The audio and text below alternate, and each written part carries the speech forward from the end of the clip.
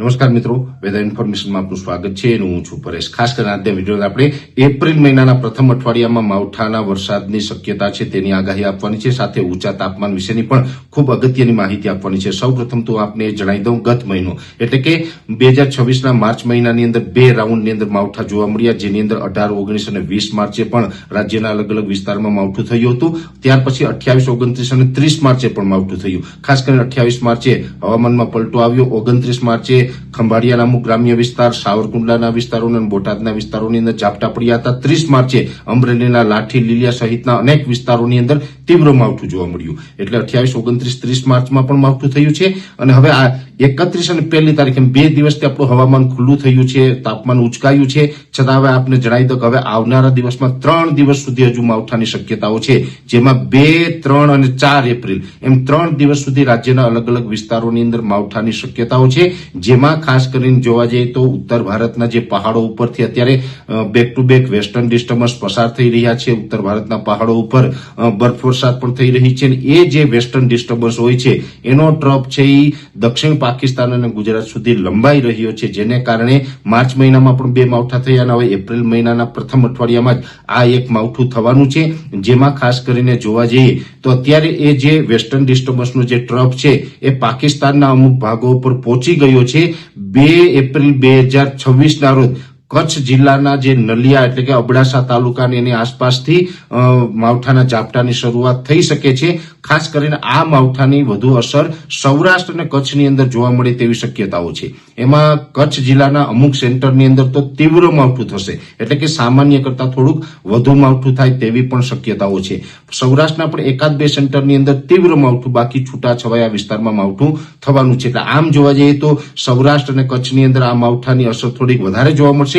બીજા વિસ્તારોમાં પણ માવઠું થશે, પણ બીજા વિસ્તારોમાં એકદમ સીમિત વિસ્તાર અને એકદમ છૂટાછવાયા અને એકદમ સામાન્ય ઝાપટા પડે તેવી શક્યતાઓ છે। અમુક જગ્યાએ તો ખાલી છાંટછૂટ થશે, પણ સૌરાષ્ટ્ર અને કચ્છની અંદર આ જે વેસ્ટર્ન ડિસ્ટર્બન્સનો ટ્રફ છે એ થોડુંક તીવ્ર માવઠાના રૂપમાં અસર કરી શકે છે। એટલે આપણે આ માવઠા છે એને કારણે ખેડૂતોને ખેતી પાકોની અંદર વારંવાર નુકસાની આવી રહી છે। માર્ચ મહિનાની અંદર બે માવઠા થયા, એમાં પણ જે શિયાળુ પાક હોય, ઉનાળુ પાક છે, બાગાયતી પાક છે, દરેક પાકની અંદર નુકસાન ગયું છે અને ફરીથી એપ્રિલ મહિનાની અંદર માવઠું આવી રહ્યું છે। એટલે હજુ પણ ખેડૂત ભાઈઓને વધુ નુકસાની સહન કરવાનો વારો આવે તેવી શક્યતાઓ છે। એટલે ખેતી કામોની અંદર આપણે આ 2, 3 અને 4 એપ્રિલમાં માવઠું થવાનું છે, એને ધ્યાનમાં રાખીને ખેતી કામોનું આયોજન કરવું।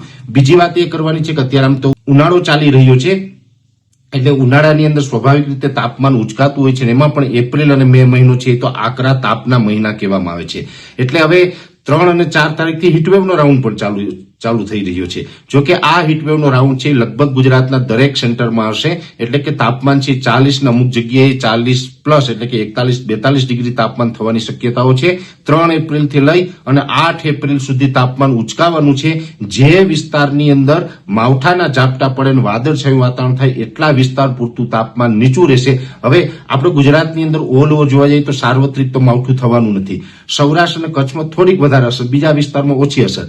એટલે અને સૌરાષ્ટ્ર અને કચ્છની અંદર પણ સાર્વત્રિક નથી, બધા જ ગામમાં નથી થવાનું, અમુક ગામમાં જ થવાનું છે।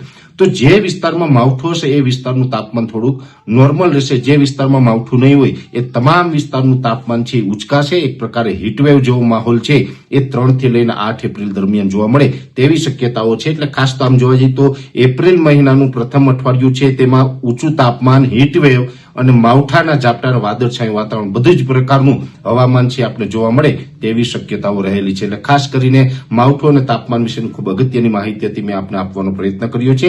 વિશેષ માહિતી છે નેક્સ્ટ વિડીયોમાં આપવામાં આવશે। અત્યારે વિડીયોની અંદર એટલું જ। દરેક મિત્રોને વિનંતી રહેશે વિડીયોને લાઈક આપીને દરેક ગ્રુપમાં શેર કરવો। યુટ્યુબ ઉપર જોઈ રહ્યા હોય તો ચેનલને સબસ્ક્રાઇબ કરજો અને ફેસબુક પેજને ફોલો કરજો। નમસ્કાર।